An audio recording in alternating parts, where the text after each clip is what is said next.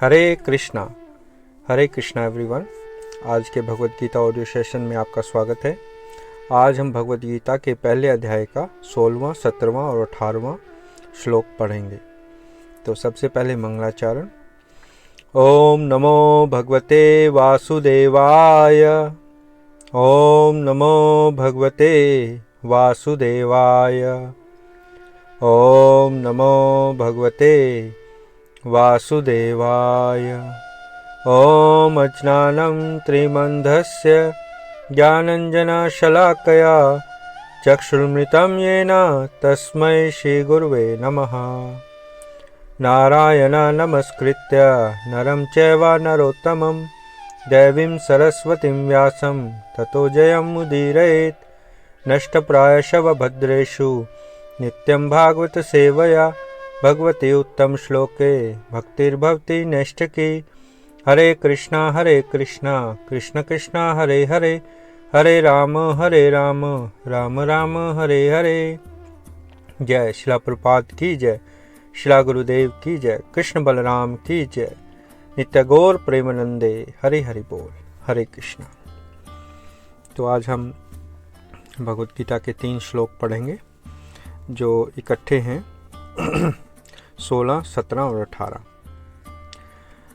अनंत विजयं राजा कुंतीपुत्रो युधिष्ठिरः नकुलः सहदेवश्च सुघोषमणिपुष्पको काशयश्च परमेश्वासः शिखण्डी च महारथः दृष्टद्युम्नो विराटश्च सात्यकी च पराजितः द्रुपदो याश्च सर्वशः पृथ्वीपते सौभद्रश्च महाबाहु शंखनादधुमु पृथक पृथक। भावार्थ और तात्पर्य शिला प्रभुपाद के द्वारा। शिला प्रभुपाद की जय। भावार्थ। हे राजन, कुंती पुत्र राजा युधिष्ठिर ने अपना अनंत विजय नामक शंख बजाया तथा नकुल और सहदेव ने सुघोष एवं मणिपुष्पक शंख बजाए। महान धनुर्धर काशीराज, परम योद्धा शिखंडी, धृष्टद्युम्न, विराट, अजय, सात्यकी, द्रुपद, द्रौपदी के पुत्र तथा सुभद्रा के महाबाहु पुत्र आदि सबों ने अपने अपने शंख बजाए। तो इन श्लोकों से हमें पता चलता है कि यहाँ जो पांडवों में जो युधिष्ठिर हैं उनके शंख, उन्होंने भी शंख बजाए और उसका शंख का नाम है अनंत विजय।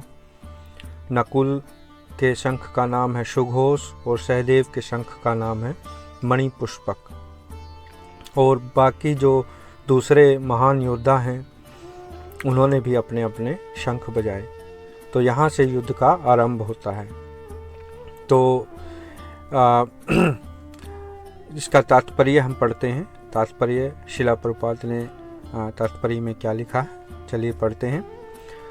संजय ने राजा धृतराष्ट्र को अत्यंत चतुराई से यह बताया कि पांडु के पुत्रों को धोखा देने तथा राज्य सिंहासन पर अपने पुत्रों को आसीन कराने का अविवेकपूर्ण नीति श्लाघनीय नहीं थी।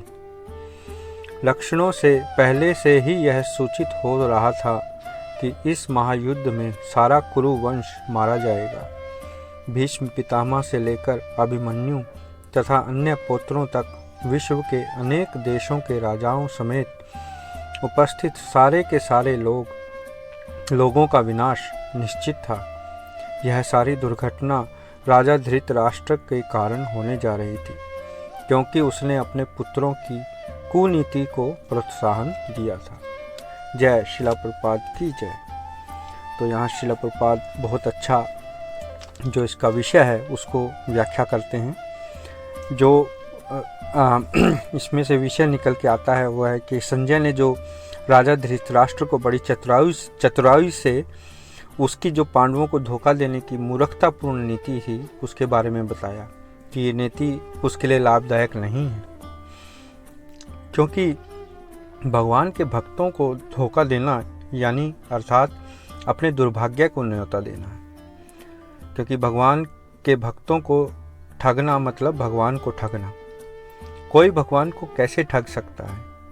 वो तो हर जीव के हृदय में विद्यमान है।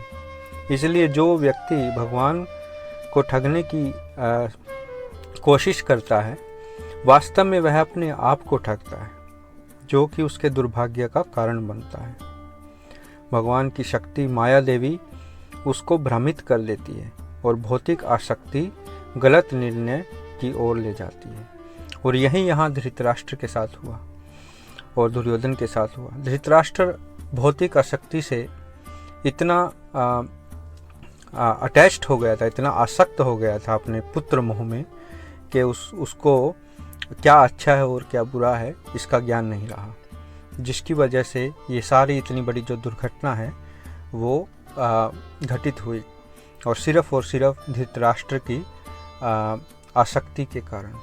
तो यहाँ हमें ये शिक्षा मिलती है कि जो हम भौतिक जितनी भी चीज़ें हैं उनसे अगर हम आसक्त रहेंगे तो हम सही निर्णय नहीं ले सकते अपने जीवन में। हम अपने जीवन में हमेशा गलत निर्णय लेंगे, जो हमें हमारी जो असली जो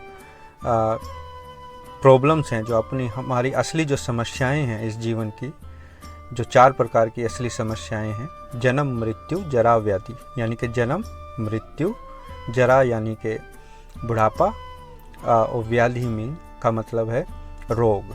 तो ये चारों हर एक जीव को यहाँ भोगने पड़ते हैं। जिसने भी जन्म लिया है उसकी मृत्यु होनी है, और मृत्यु से पहले वो बढ़ेगा, बूढ़ा भी होगा और उसको रोग भी लगेंगे। तो ये हमारे जीवन की असली समस्या है जिसका हमें समाधान ढूंढना है, और भगवत गीता हमें इसी समाधान के बारे में बताती है। और आगे आने वाले श्लोकों में हम और भगवत गीता का ज्ञान प्राप्त करेंगे। तो आज के लिए इतना ही। हरे कृष्णा। अपने प्रश्न और टिप्पणी मेरे व्हाट्सएप पर ज़रूर भेजें। जय।